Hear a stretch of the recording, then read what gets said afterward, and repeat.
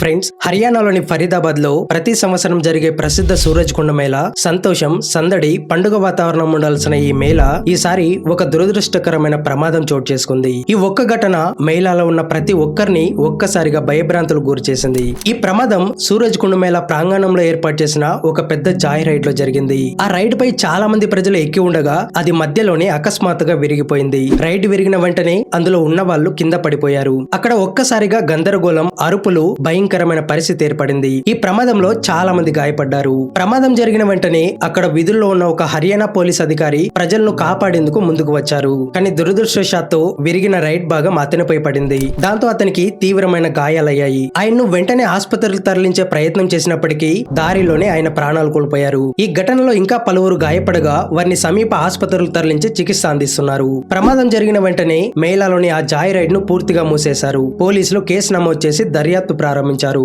భద్రతా లోపమా, నిర్లక్ష్యమా అనే కోణంలో విచారణ కొనసాగుతుంది. ఈ ఘటన తర్వాత ఇకనైనా భద్రతా విషయంలో కఠిన చర్యలు ఉంటాయా లేదా అనేది చూడాలి. ఫ్రెండ్స్, దీనిపై మీ అభిప్రాయాన్ని కామెంట్ చేయండి.